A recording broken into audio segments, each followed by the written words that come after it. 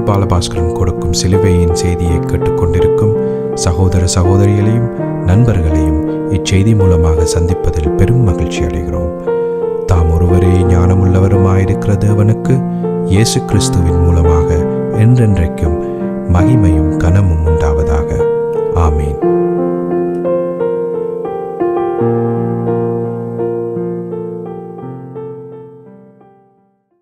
நான் போல் பாலபாஸ்கரன். நான் ஒரு இவாஞ்சலிஸ்ட். சிலுவையின் செய்தி என்ற இந்த நிகழ்ச்சியில் என் சகோதரர்கள், என் சகோதரிகள், என் நண்பர்கள் எல்லோரையும் சந்திப்பதில் நான் பெரும் மகிழ்ச்சி அடைகிறேன். இந்த அருமையான நேரத்தை கர்த்தராகிய இயேசு கிறிஸ்து எங்களுக்கு ஒதுக்கி தந்தார். அதன் நிமித்தம் நாங்கள் மேன்மை பாராட்டுவோமாக. அவர் சிலுவையிலே செய்து முடித்ததன் நிமித்தம் நாம் ஆண்டவரை அவரிடத்திலிருந்து சகலதையும் பெற்றுக்கொள்ளக்கூடிய வாய்ப்பை நாங்கள் பெற்றோம். அதற்காக நாம் சந்தோஷப்படுவோமாக. நாங்கள் குறிப்பாக தேவனுடைய வார்த்தைகளை இப்பொழுது பகிர்ந்து கொள்வதே எங்களுடைய முக்கியமான நோக்கம். உங்களோடு கர்த்தருடைய வேத வார்த்தைகளை பகிர்ந்து கொள்வதே எங்களுடைய முக்கியமான நோக்கமாகும். இந்த வேத வார்த்தைகள் திருப்பி நான் உங்களுக்கு சொல்கிறேன். அது என்ன என்று சொன்னால், வேத வார்த்தைகள் யாவும் சுருக்கமாக சிலுவையில் அறையப்பட்ட இயேசு கிறிஸ்துவை பற்றியதே என்ற எண்ணத்தை, என்ற கருத்தை, என்ற பொருளை நம்முடைய இருதயத்தில் நாங்கள் நிலைநாட்டி வைக்கும் பொழுதுதான் எந்த நேரமும் வேத வார்த்தைகள் வரும் பொழுது சிலுவையில் அறையப்பட்ட இயேசு கிறிஸ்துவை பற்றி அல்லவா இந்த வேத வார்த்தை சொல்கிறது என்று சொல்லி நாம் அறிந்து அதனுடைய கருத்துக்கள், அதனுடைய தாற்பயங்கள், அதனுடைய முக்கியத்துவங்கள் எல்லாவற்றையும் அறிய முடியும்.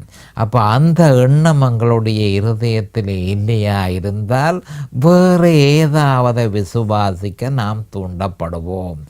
நாம் வேத வார்த்தையை வாசிக்கும் பொழுது சிலுவையில் அறையப்பட்ட இயேசு கிறிஸ்துவை பற்றியே இந்த வேத வார்த்தை சொல்கிறது என்பதை நாம் நம்முடைய இருதயத்தில் நிலைநாட்டி வைத்திருக்க வேண்டும். இப்பொழுது நாங்கள் ரோமர் 6ஆம் அதிகாரத்துக்கு போய் 5ஆம் வசனத்தை பார்ப்போம். அதை பற்றித்தான் நான் இப்போ சொற்பகாலமாக உங்களுக்கு பிரசங்கித்து கொண்டிருக்கிறேன். ரோமர் 6ஆம் அதிகாரம் 5ஆம் வசனம். ஆதலால் அவருடைய மரணத்தின் சாயலில் நாம் இணைக்கப்பட்டவர்களானால் அவருடைய உயிர்த்தெழுதலின் சாயலிலும் இணைக்கப்பட்டிருப்போம். மறுபடியும் சொல்கிறேன், ஆதலால் அவருடைய மரணத்தின் சாயலில் நாம் இணைக்கப்பட்டவர்களானால் அவருடைய உயிர்த்தெழுதலின் சாயலிலும் நாம் இணைக்கப்பட்டிருப்போம். இப்பொழுது நாம் ஜெபத்திற்கு கடந்து செல்லுவோம். அருமையான எங்கள் பிதாவே உமக்கு ஸ்தோத்திரம். பரலோகத்தின் தேவனே உமக்கு ஸ்தோத்திரம். கர்த்தராகிய எங்கள் ஆண்டவரே உமக்கு அன்றைக்கும் ஸ்தோத்திரம். இந்த அருமையான நேரத்தை நீர் எங்களுக்கு ஒதுக்கி தந்தீரே, அதற்காக அன்றைக்கும் ஸ்தோத்திரம். பாவிகளாக பிறந்த எங்கள் மீது தேவரீர் இரக்கம் கொண்டு உம்முடைய குமாரன் என்றும் பாராமல் அவரை எங்களுக்காக இந்த பூ உலகத்திற்கு அனுப்பி அவரை பலியாக சிலுவையிலே ஒப்பு கொடுத்து அவருடைய வெளியேற பெற்ற இரத்தத்தினால் நீர் எங்களை மீட்டு கொண்டீர். அதற்காக எண்ணண்டைக்கும் சோஸ்திரம் பிதாவே. இந்த நேரத்தில் இதனை கேட்டுக்கொண்டிருக்கும் என் சகோதர சகோதரிகள், நண்பர்கள் எல்லோரையும் தேவரீர் ஆசீர்வதித்து அபிஷேகித்து உம்முடைய வேத வார்த்தைகளை அறிந்து கொள்ளக்கூடிய பாக்கியத்தை அவர்களுக்கு கொடுத்தருள வேணுமென்றும் பிரகாசமான மனக்கண்களை அவர்களுக்கு கொடுத்தருள வேணுமென்றும் அதே நேரம் அடியேனையும் அபிஷேகித்து உம்முடைய வேத வார்த்தைகளை சரியான முறையில் போதிக்கத்தக்கதாக உம்முடைய பரிசுத்த ஆவியானவர் தாமே முன்னின்று போதனையை செய்ய வேண்டும் என்று இயேசு கிறிஸ்துவின் நாமத்தினால் கேட்டுக்கொள்கிறேன் பிதாவே. ஆமேன் and amen and amen. Hallelujah, hallelujah, hallelujah. Thank you Jesus. Praise the Lord, praise the Lord. இந்த ரோமர் 6:5 என்ற வேத வசனத்திற்கு ஏற்கனவே நான் உங்களுக்கு சொல்லியிருக்கிறேன்.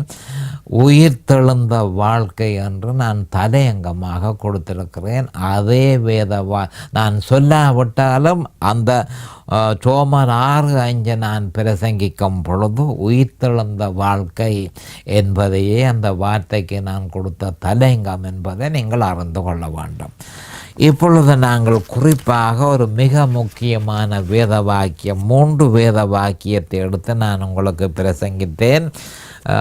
கடந்த செய்தியிலே அதை பற்றி பிரசங்கித்தேன். அதை பற்றி ஒரு மறுபடியும் ஆண்டவரை உங்களுக்கு மேலெழுந்த வாரியாக அதனை அறிந்து கொள்ளக்கூடியதாக அதனை பிரசங்கிக்கிறது எனக்கு பொருத்தமாக இருக்கிறது. 3 வசனங்கள், லூக்கா 12:50, 1 கொரிந்தியர் 12:27, 1 கொரிந்தியர் 12:13.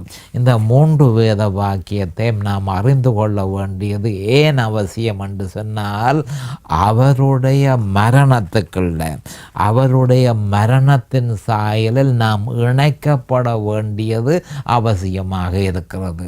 அப்படி இணைக்கப்பட்டால் தான் உயிர்த்தெழுதலின் சாயலை நாம் பெற்றுக்கொள்ள முடியும் என்று ரோமர் 6:5 சொல்கிறது.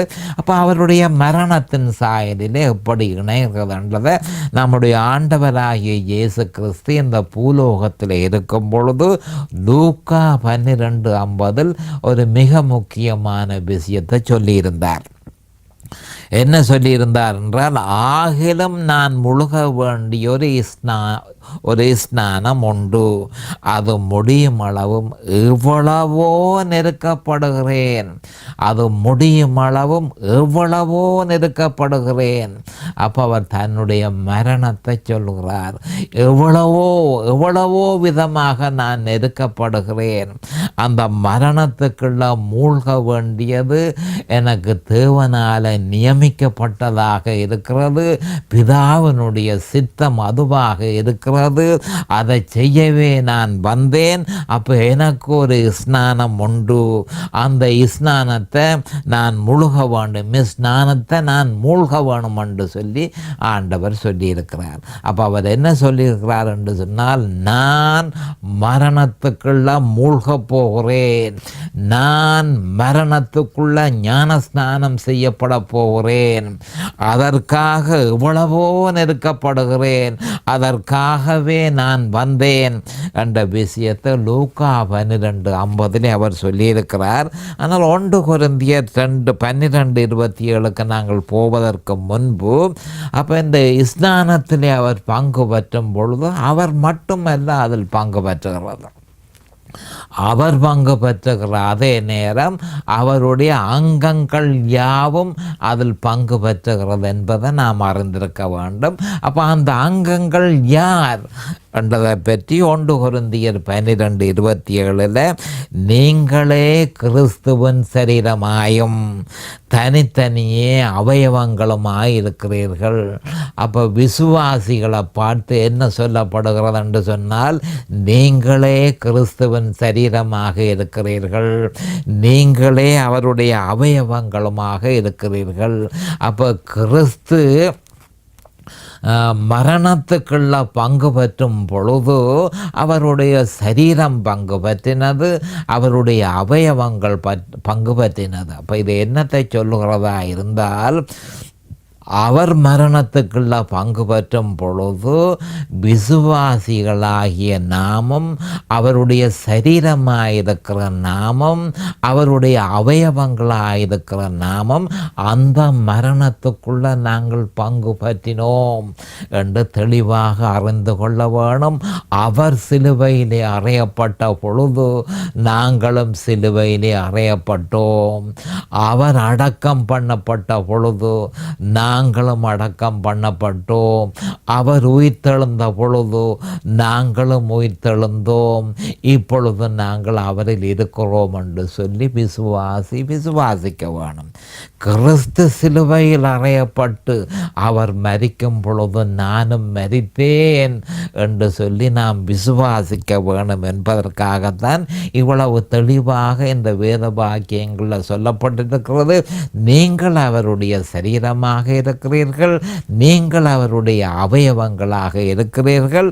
அப்போ கிறிஸ்து மரணத்துக்குள்ள பங்கு பற்றும் பொழுது, கிறிஸ்து ஸ்நானம் செய்யும் பொழுது, மரணத்துக்குள்ள ஸ்நானம் செய்யும் பொழுது அவருடைய சரீரமும் பங்கு பற்றினது, அவருடைய அவயவங்களும் பங்கு பற்றினது. ஆனபடியால் நீங்கள் அறியவில்லையா, நீங்களும் அவரோடு சிலுவையிலே அறையப்பட்டீர்கள், அவரோடு மரித்தீர்கள், அவர்களோடு அடக்கம் பண்ணப்பட்டீர்கள், அவரோடு உயிர்த்தெழுந்தீர்கள், அவரில் இருக்கிறீர்கள் என்பதை இன்னும் கொஞ்சம் தெளிவாக 1 கொரிந்தியர் 12:13 என்ன சொல்லப்பட்டிருக்கிறது என்றால், நாம் யூதராயினும் கிரேக்கராயினும் அடிமைகளாயினும் சுயாதீனராயினும் எல்லாரும் ஒரே ஆவியினால இயேசு கிறிஸ்துவை ஏற்றுக்கொண்ட பொழுது எல்லாரும் ஒரே ஆவியினால ஒரே சரீரத்துக்குள்ளாக, இயேசு கிறிஸ்துவின் சரீரத்துக்குள்ளாக ஞான ஸ்நானம் பண்ணப்பட்டு எல்லாரும் ஒரே ஆவிக்குள்ளாகவே தாகம் தீர்க்கப்பட்டோம் என்று தெளிவாக சொல்லப்பட்டிருக்கிறது. அப்போ ஒன்றில் இணைந்தவன், அவருடைய மரணத்தில் இணைந்தவன், அவருடைய சரீரத்தில் இணைந்தவன், அவருடைய மரணத்தில் இணைந்திருக்கிறான். மரணத்தில் இணைந்தவன் அவருடைய அடக்கத்தில் இணைந்திருக்கிறான். அடக்கத்தில் இணைந்தவன் அவருடைய உயிர்த்தெழுதலில் இணைந்திருக்கிறான்.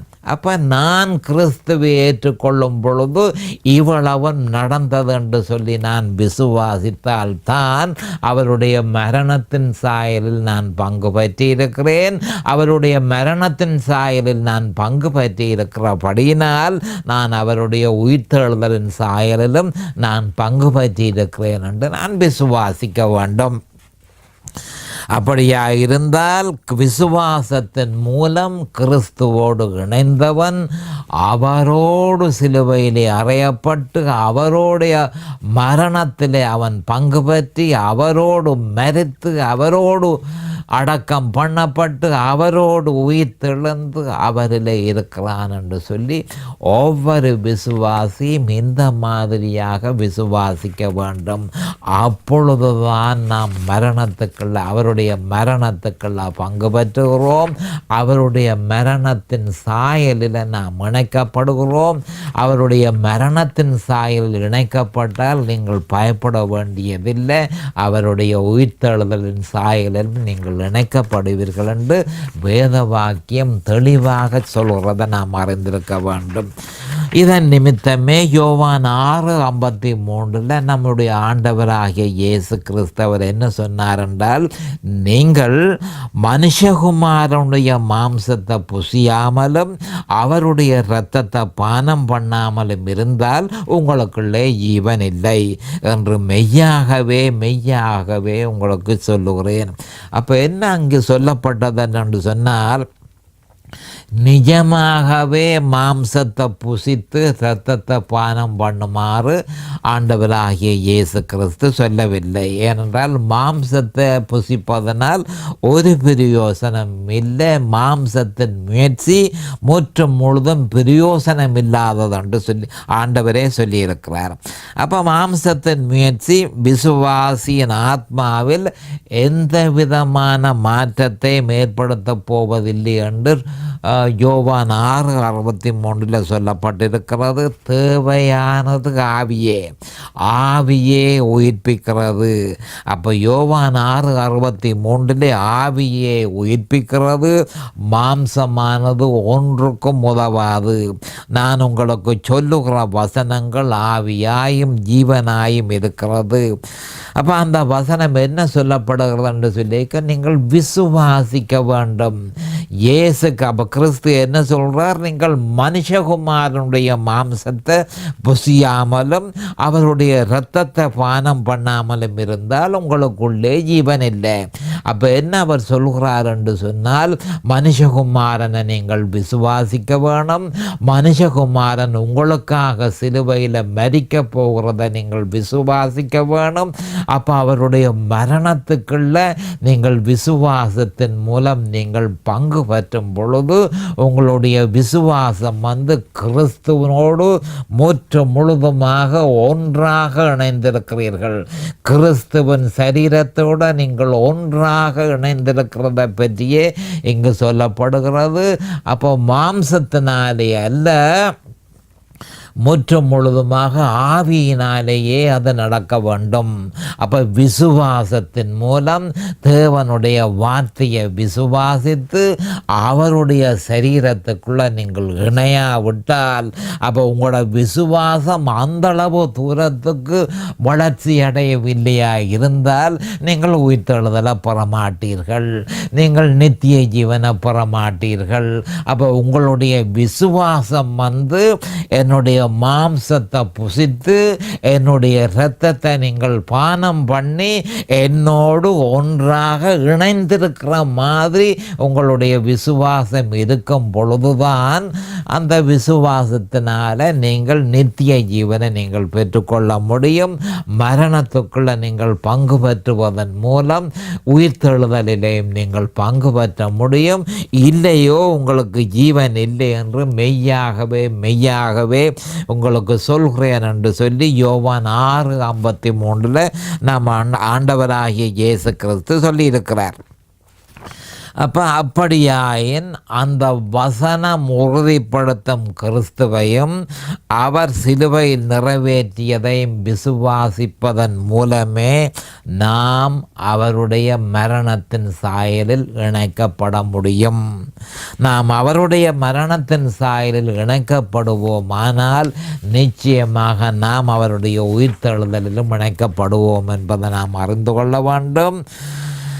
அப்பொழுது பரிசுத்த ஆவியானவர் நம்ம உயிர்ப்பிப்பார். அவர்தான் வல்லமை, அவர்தான் இந்த மரண சரீரத்தை உயிர்ப்பிக்க முடியுமே தவிர நம்முடைய பலத்தினாலே இந்த சரீரத்தை உயிர்ப்பிக்க முடியாது. அப்போ மனுஷகுமாரனுடைய மாம்சத்தை புசித்து மனுஷகுமாரனுடைய இரத்தத்தை நாம் பானம் பண்ணும் பொழுது, அதாவது கிறிஸ்துவையும் கிறிஸ்து சிலுவையில் செய்து முடித்ததையும் விசுவாசித்து அந்த சரீரத்தோடு நீங்கள் இணைந்து அவருடைய மரணத்துக்குள்ள இணைந்து அவருடைய அடக்கத்துக்குள்ள இணைந்து அவருடைய உயிர்த்தெழுதலிலும் நீங்கள் இணைந்து கொள்ள வேண்டும். அப்பொழுது அப்படி நீங்கள் இணைந்து கொள்ளும் பொழுது என்ன நடக்கிறது என்று சொன்னால், பரிசுத்த ஆவியானவர் வல்லமையாக நம்ம வேலை செய்ய தொடங்கி சாவுக்கேதுவான இந்த சரீரத்தை உயிர்ப்பிப்பார் என்று சொல்லி தெளிவாக சொல்லப்பட்டு கிடக்கிறது. ரோமர் 8:11 அந்த மாதிரி சொல்லப்பட்டிருக்கிறது. ரோமர் 8:11 இந்த சரீரத்தை அவர் உயிர்ப்பிப்பார் என்று சொல்லப்பட்டு கிடக்கு. இப்போ நம்முடைய விசுவாசம், அந்த விசுவாசம் உறுதியான ஒரு விசுவாசமாக அவருடைய மரணத்துக்குள்ள பங்கு பெற்றுகிற ஒரு விசுவாசமாகவும் அவரோடு மரித்ததாக விசுவாசிக்கும் பொழுது, அப்போ இதுகளெல்லாம் நடந்தது என்பதை நாம் அறிந்து கொள்ள வேண்டும். தேவனுடைய மனதில் இயேசு கிறிஸ்துவை ஒருவன் ஏற்றுக்கொண்ட பொழுது தேவன் என்ன மாதிரி பார்க்கிறார்? ஏற்றுக்கொண்ட அந்த பாவியான மனுஷனை உடனடியாக இயேசு கிறிஸ்துவனுடைய சரீரத்திலே அவர் பார்க்கிறார். இயேசு கிறிஸ்துவனுடைய மரணத்திலே அவனை பார்க்கிறார். இயேசு கிறிஸ்துவோடு அவன் அடக்கம் பண்ணப்பட்டதாக பார்க்கிறார். அப்போ இயேசு கிறிஸ்துவனுடைய உயிர்த்தெழுதலிலும் அவன் பங்கு பற்றினதாக அவர் பார்க்கிறார். தேவன் அந்த மாதிரி தான் அவர் பார்க்கிறார். ஆனபடியினால நம்முடைய விசுவாசம் தெளிவாக அவருடைய சரீரத்தில் பங்கு பற்றி அவருடைய மரணத்துக்குள்ள பங்கு பற்றி அவருடைய உயிர்த்தெழுதலை நாம் பங்கு பெற்ற வேணும். அப்பொழுது பரிசுத்த ஆவியானவர் வல்லமையாக செயல்படுவார் என்பதை ரோமர் 8:11 தெளிவாக சொல்லப்பட்டிருக்கிறது. ரோமர் 8:11 வருவோம். அன்றியும் இயேசுவை மரித்தோரிலிருந்து எழுப்பினவருடைய ஆவி இயேசுவை மரித்தோரிலிருந்து எழுப்பினவருடைய ஆவி. அப்போ தேவனுடைய ஆவி, அந்த ஆவி பரிசுத்த ஆவி. எழுப்பினவருடைய ஆவி உங்களில் வாசமாயிருந்தால் கிறிஸ்துவை நீங்கள் விசுவாசத்தின் மூலம் ஏற்றுக்கொண்டு அந்த விசுவாசத்தில் நீங்கள் உறுதியாக நிலைத்திருப்பீர்களாக இருந்தால் உங்களிலும் பரிசுத்த ஆவியானவர் இருக்கிறார் என்று சொல்லப்பட்டிருக்கிறது. அப்போ கிறிஸ்துவ மரித்தோரிலிருந்து எழுப்பினவர் உங்களில் வாசமாயிருக்கிற தம்முடைய ஆவியினாலே உங்களில் வாசமாயிருக்கிற தம்முடைய ஆவியினாலே சாவுக்கேதுவான உங்கள் சரீரத்தையும் உயிர்ப்பிப்பார், சரீரங்களையும் உயிர்ப்பிப்பார் என்று சொல்லப்பட்டு கிடக்கு. அப்போ என்ன சொல்லப்படுகிறது என்று சொல்லியிருக்க, பரிசுத்த ஆவியானவர் தான் உயிர்ப்பிக்கிற வேலை. அப்போ ஆவியே உயிர்ப்பிக்கிறதுன்றதை அறிந்து கொள்ள வேண்டும். ஆவிதான் வேத வசனம் என்பதையும் நாம் அறிந்து கொள்ள வேண்டும்.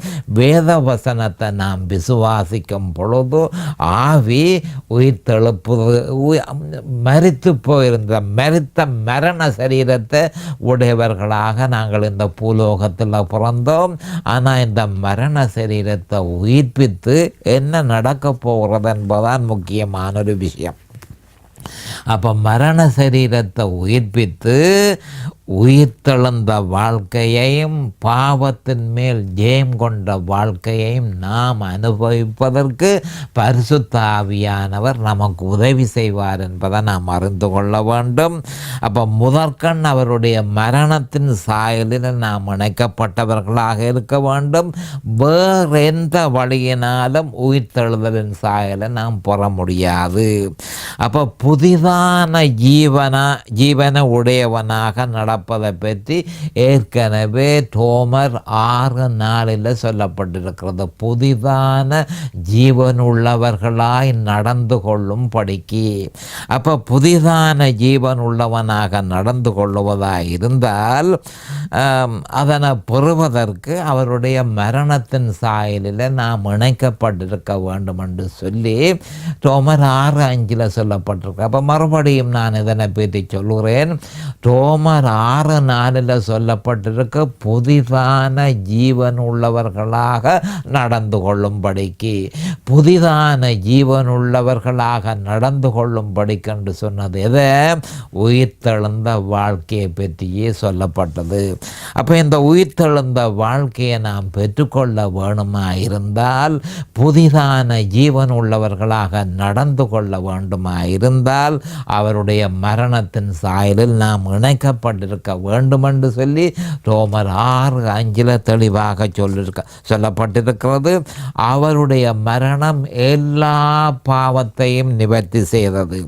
அவருடைய உயிர்த்தெழுதல் அவருடைய மரணத்தின் பிரதிபலனே என்பதை நாம் அறிந்து கொள்ள வேண்டும். அவருடைய உயிர்த்தெழுதல் அவருடைய மரணத்தின் பிரதிபலனே என்பதை நாம் தெளிவாக அறிந்து கொள்ள வேண்டும். அப்போ உயிர்த்தெழுதல் மிகுந்த முக்கியத்துவம் வாய்ந்ததென்றும் நாம் ஒருபொழுதும் உயிர்த்தெழுதலுக்கு முக்கியம் கொடுக்காமல் மரணத்துக்கே முக்கியத்துவம் கொடுக்க வேண்டும். மறுபடியும் சொல்கிறேன், உயிர்த்தெழுதல் மிகுந்த முக்கியத்துவம் வாய்ந்ததாக இருக்கிற. ஏனென்றால் உயிர்த்தெழுந்த வாழ்க்கை வேணுமா இருந்தால், புதிதான ஜீவன் உள்ளவர்களாக நீங்கள் நடந்து கொள்ள வேணுமா இருந்தால் அவருடைய மரணத்தின் சாயலில் நீங்கள் இணைக்கப்பட்டிருக்க வேண்டும். அப்போ முக்கியத்துவம் மரணத்துக்கு கொடுக்க, கிறிஸ்துவின் மரணத்துக்கு கொடுக்க வேண்டுமே தவிர உயிர்த்தெழுதலுக்கு அல்ல என்பது தெளிவாக சொல்லப்பட்டிருக்கிறது. மரணம் சிலுவையிலேயே நிறைவேறினது. தற்போதைய சபைகள், அநேகமான கிறிஸ்தவ சபைகள் கிறிஸ்துவின் உயிர்த்தெழுதலுக்கும் அவர் உன்னதத்தில் ஏறினதற்கும் அவர் மகிமைப்பட்டதற்கும் அவருடைய சிங்காசனத்துக்கும் முக்கியத்துவம் கொடுக்கிறது. கவனமாக கேட்டுக்கொள்ளுங்கள். அநேக அநேகமான கிறிஸ்தவ சபைகள் மரணத்துக்கு முக்கியத்துவம் கொடுக்காமல் கிறிஸ்துவனுடைய உயிர்த்தெழுதலுக்கும் கிறிஸ்து உன்னதத்துக்கு ஏறினதற்கும் கிறிஸ்து பிதாவினுடைய வலது பாரிசத்தில் மகிமைப்பட்டு மகிமையாக இருக்கிறதையும் அவருக்கு கொடுக்கப்பட்ட சிங்காசனத்திற்கும் முக்கியத்துவம் கொடுக்கிறது. அப்போ எதற்கு முக்கியத்துவம் கொடுக்கல? மரணத்துக்கு முக்கியத்துவம் கொடுக்கவில்லை. அப்போ மரணத்துக்கு முக்கியத்துவம் கொடுக்காமல் மற்ற எல்லாவற்றிற்கும் முக்கியத்துவம் அநேகமான சபைகளில் கொடுக்கப்படுகிறது. அது கவர்ச்சிகரமாகவும் இருக்கிறது. ஆனபடியால் ஜனங்கள் மரணத்துக்கு போகாமல், மரணத்துக்கு போவதாக இருந்தால் கிறிஸ்துவின் சிலுவையை தூக்க வேண்டும். கிறிஸ்துவின் சிலுவையை தூக்க வேணுமாயிருந்தால் தன்னைத்தான் நிராகரிக்க வேண்டும். அப்போ தன்னைத்தான் நிராகரிக்க விருப்பமில்லை, கிறிஸ்துவின் சிலுவையை தூக்க விருப்பமில்லை, அனுதினமும் தூக்க விருப்பமில்லை, அவரை பின்பற்ற விருப்பமில்லை. ஆனபடியினால் அவரோடு சம்பந்தப்பட்ட வேறு விஷயங்களுக்கு நாங்கள் கவனம் செலுத்துவோம் என்று சொல்லி அவர்கள் உயிர்த்தெழுதலுக்கு முக்கியத்துவம் கொடுக்கிறார்கள். கிறிஸ்து உன்னதத்துக்கு ஏறினதற்கு முக்கியத்துவம் கொடுக்கிறார்கள். கிறிஸ்துவனுடைய சிங்காசனத்துக்கு முக்கியத்துவம் கொடுக்கிறார்கள். கிறிஸ்து மகிமைப்பட்டதற்கு முக்கியத்துவம் கொடுக்கிறார்கள். ஆனால் அவருடைய மரணத்துக்கு முக்கியத்துவம் கொடுக்கவில்லை. மரணத்துக்கு முக்கியத்துவம் கொடுக்காமல் விட்டால் தெளிவாக சொல்லப்பட்டிருக்கிறது, உயிர்த்தெழுதல் இல்லை என்று சொல்லி ரோமர் 6:5 தெளிவாக சொல்லப்பட்டிருக்கிறது. பவுல் அப்போஸ்தலர் இது பற்றி ரோமர் 4:25 சொல்லப்பட்ட விஷயத்தை நாம் கவனத்துக்கு எடுத்துக்கொள்ள வேண்டும். அவர் நம்முடைய பாவங்களுக்காக ஒப்பு கொடுக்கப்பட்டு நாம் நீதிமான்கள் ஆக்கப்படுவதற்காக எழுப்பப்பட்டும் இருக்கிறார். மறுபடியும் வாசிக்கிறேன். பவுல் அப்போஸ்தலர் ரோமர் 4:25 அவர் நம்முடைய பாவங்களுக்காக ஒப்பு கொடுக்கப்பட்டும் நாம் நீதிமான்களாக்கப்படுவதற்காக எழுப்பப்பட்டும் இருக்கிறார். அப்போ இந்த வசனத்தினுடைய முக்கியத்துவம் என்னென்று சொன்னால், கிறிஸ்து நம்முடைய பாவங்களுக்காக மரித்தார் என்று இங்கு சொல்லப்பட்டிருக்கிறது. அவரிடத்தில் எந்த விதமான பாவமும் இல்லை, பாவத்தோடு அவர் பிறந்து வரவும் இல்லை. இந்த பூமியிலே இருக்கும் பொழுது எந்த விதமான பாவத்தையும் அவர் செய்யவும் இல்லை. அவர் நம்முடைய பாவங்களுக்காக ஒப்பு கொடுக்கப்பட்டு, அப்போ கிறிஸ்து சிலுவையில் தன்னை ஒப்பு கொடுத்தது எதற்காக? நம்முடைய பாவங்களுக்காகவே அவர் தன்னை ஒப்பு கொடுத்தார் என்றதையும், அதே நேரம் நாம் நீதிமான்களாவதற்காக, நீதிமான்களாக்கப்படுவதற்காக எழுப்பப்பட்டும் இருக்கிறார் என்று சொல்லி ரோமர் 4:25 சொல்லப்பட்டிருக்கிறது. அப்போ நீதிமான்களாக்கப்படுவதற்காக எழுப்பப்பட்டிருக்கிறார் என்று சொன்னால் அதனுடைய அர்த்தம் என்ன? புதிதான ஜீவனுடன் அவருடனே கூட நாம் எழுந்திருக்கிறோம் என்று சொல்லப்பட்டிருக்கிறது. சிலுவையில் நம்முடைய விசுவாசம் இருப்பதனால் அவருடைய மரணத்தின் சாயலில் நாம் பங்கு பற்றி நாம் இப்பொழுதும் மறுபிறப்பு பெற்றிருக்கிறோம். அப்போ என்ன நடந்தது? கிறிஸ்துவின் சிலுவையில் நம்முடைய விசுவாசம் நிலைத்திருக்குமா இருந்தால் புதிதான வாழ்க்கை நமக்கு தரப்படுகிறது. பழையனவைகள் ஒளிந்தன, யாவும் புதிதாயின. அப்போ மறுபிறப்பை பற்றி இங்கே சொல்லப்பட்டிருக்கிறது. 2 கொரிந்தியர் 5:17 இது பற்றி தெளிவாக சொல்லப்பட்டிருக்கிறது. அது எப்படி சாத்தியமானது? அவருடைய மரணத்தின் சாயலில் நாம் பங்கு பற்றி இந்த மறுபிறப்பை நாம் இப்பொழுது பெற்றிருக்கிறோம் என்று சொல்லி தெளிவாக நம்ம அது என்று சொன்னால் ரோமர் 4:25 சொல்லப்பட்டிருக்கிறது. இதை பற்றி நாம் இன்னும் தெளிவாக அடுத்த செய்தியில் நாம் பார்த்து கொள்வோம். இப்பொழுது நேரம் சமீபமாகிவிட்டது. அடுத்த செய்தியில் நான் உங்களை சந்திக்கும் வரை கர்த்தராகிய இயேசு கிறிஸ்துவின் நாமத்தினால் நான் உங்களை ஆசீர்வதிக்கிறேன். அவருடைய கிருபையும் அவருடைய இரக்கமும் உங்களுக்கு தாராளமாக கிடைப்பதாக. இயேசுவின் நாமத்தில் பரிசுத்த பிதாவே, ஆமேன். இந்த சிலுவையின் செய்தியை கேட்பவர்கள் அதன் ஆவிக்குரிய பலனை பூரணமாக அடைய வேண்டும் என்பதே நம்முடைய பிரார்த்தனையாகும். தொலைபேசி மூலம் தொடர்பு கொள்ள விரும்புவோர் 647-465-1224 மூலமும், இமெயில் மூலம் தொடர்பு கொள்ள விரும்புவோர் paulbalabhaskaran@gmail.com மூலமும்